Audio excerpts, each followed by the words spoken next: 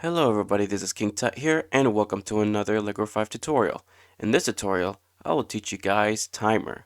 But before we get into timer, let me give you two questions. So how do you make a video game that benefits not only the newer computer, but the older ones? So how do you make a game that old, like computers are having very bad amount of memory, very slow processing power? How do you manage to make that game for that kind of computer? Or how do you make a game that can actually not only for old computers, but also high-end newer computers? And another question here is, how do you render without waiting for events to occur? So say typing or pressing a key or clicking a mouse, so on and so forth. And that's where timer comes into play. So if you use timer, every game that is being played on different computers, or the game that you've made that are being played in different computers, are gonna be equally run in the same equal performance. Because in newer computers, the game is gonna run very fast. And in old computers, the game is gonna be run very slow. So you need to make the game's performance equal throughout every single computer.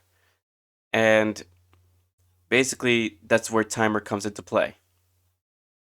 So how do you implement a timer? So first of all, you need to put in a variable and name it FPS. So it needs to be a double variable. And FPS is frames per second. So basically the speed of the game that is going. And let's put it as 60.0. And then step 2, you need to declare a Allegro timer pointer variable. So Allegro timer, and then set it equal to al create timer. And then you put FPS here. Actually, 1 over FPS. So what it's going to do here is it's going to convert the frames per second to just basically the seconds of the speed seconds. So that's basically what it is. So if you put 1 over FPS, it's going to convert it to pretty much the speed seconds. Also, I forgot to put in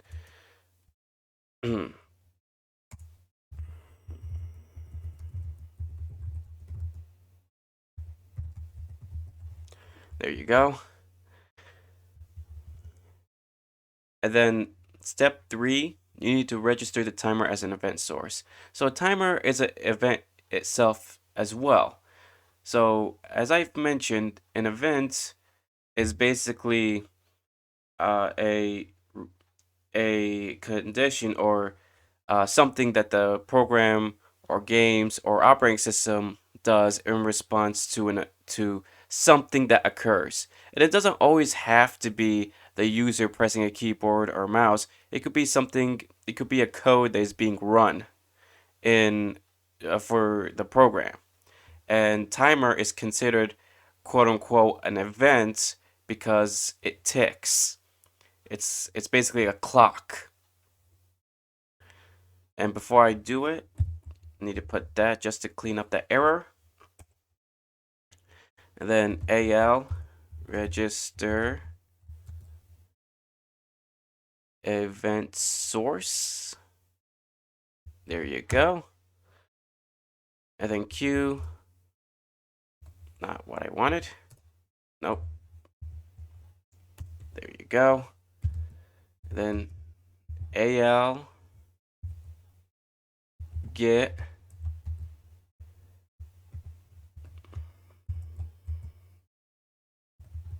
timer event starts. There you go. And just timer.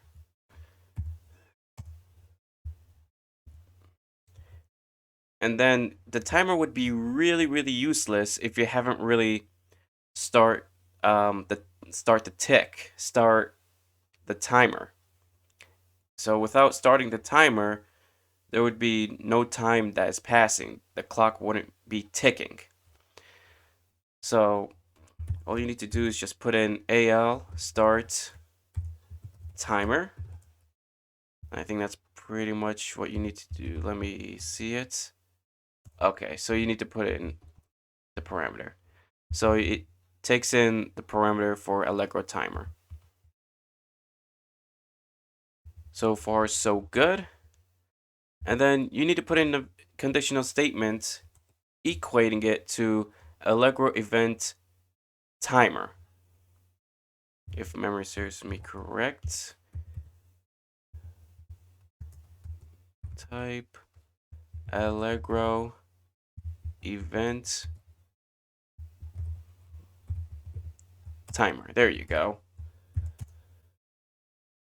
And then you just put all of these 3 lines of code that I put it at the top. You take this and you put it inside the if statement. So let's cut that. Let's paste it.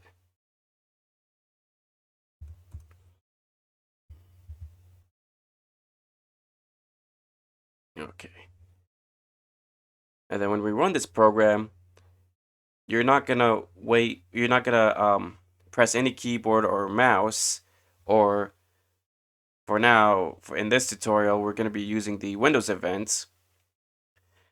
You're not gonna be clicking close so that this here is gonna show up. So once you run, it's just gonna show the shapes of the red circle instead of having a white screen and waiting for you to do whatever events you need to do to display these. So let's run this. Let's see. Timer, run.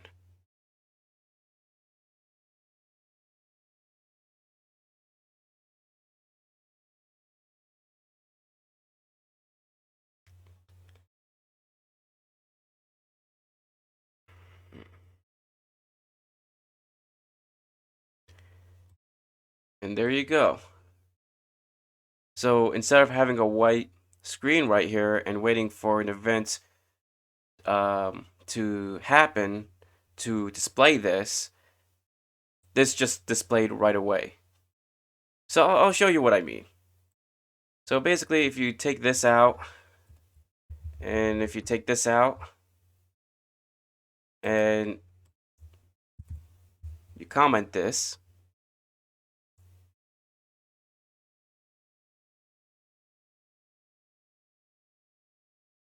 this will happen.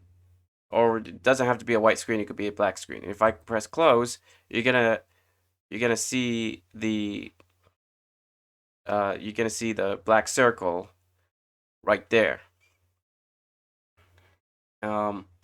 So that's why you need the timer. And you guys might be wondering, well, King Tut, what about destroying the timer? Which, yes, I actually forgot about that. So you need to destroy the timer, or else you're gonna get a memory leak. And there you go. And once you run this program, and let's just get this right here. Everything's all fine and dandy. You see this black circle and you see that red background. So let's just close that. And there you go. So basically you could actually have your game uniformly perform. Actually, okay. Let me start that over again. You need to have that game perform uniformly.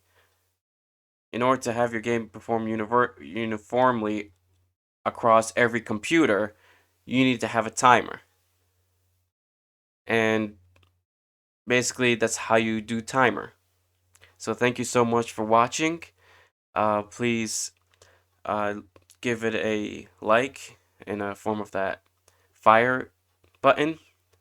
Or if you don't like my video, you could give it a splat. And follow me on Odyssey, and also a comment to let me know what you think of this video. And I will see you next time. Bye.